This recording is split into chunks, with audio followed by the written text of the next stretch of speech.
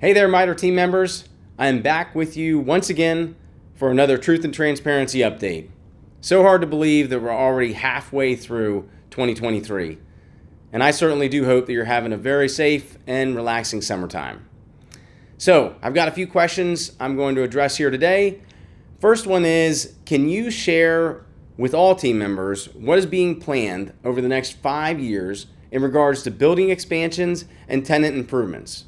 Any plans to move away from leased facilities to company-owned properties?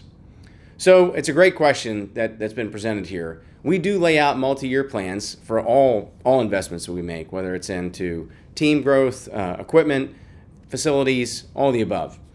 And as it relates to buildings in particular, we're not wed one way or the other whether it should be a leased or an owned property. We have both, and we've had both over time, and we have no plan to move all to lease or move all to owned. So I'll answer that one first.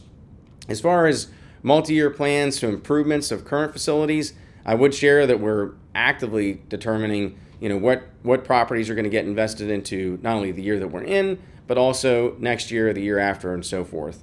Generally speaking, we're looking at 3 to 5 year capital investment plans, and that obviously includes all of our facilities. So I hope I addressed that directly for you. If whoever asked that question, if you have a little bit more you want to know about that, don't hesitate to reach out to me directly.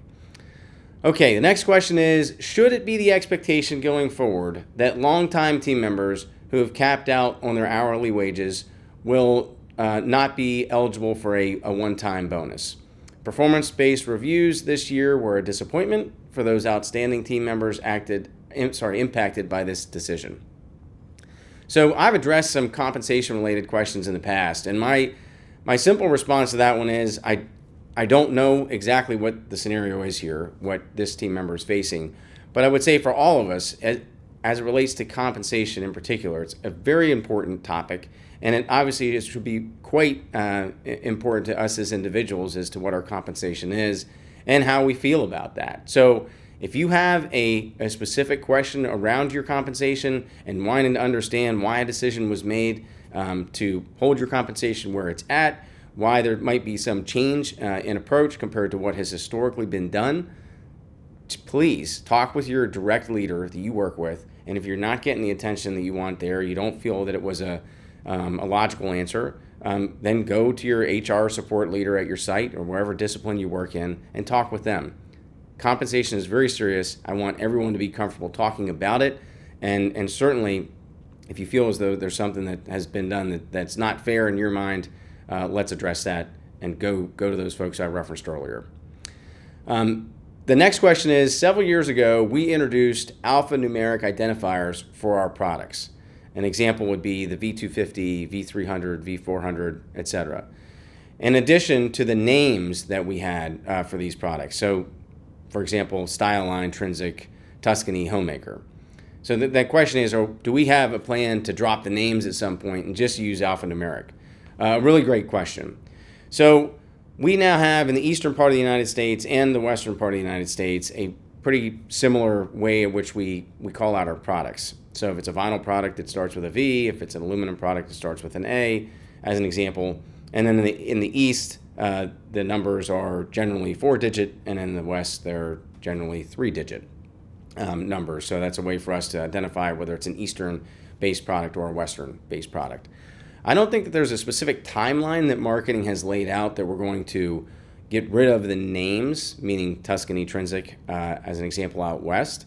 But I do know that the marketing team and product management team are very focused on having the numbers, the alphanumeric call out, be the go-forward strategy. So hopefully that addressed that question. And the next one, and I love this one, it is, I would like to invest in MITRE Brands, but we are not publicly traded. Are there any plans to go public in the near future? So I love knowing that we've got team members that would love to invest in the business. That's probably the highest compliment that I could ever get in my role. What I would share with you is that we are a private business. We do have a number of shareholders in the business. And at this point, we do not have plans to go public. That's a very big decision to move from a privately held business or closely held business to being a business that's traded on the public markets. There are building products manufacturers that are publicly traded. We are not one of those, and as I shared earlier, at this point, we do not have a plan to go public. So who knows, things can change, but for right now, we're enjoying being a private business and closely held as far as our shareholder group.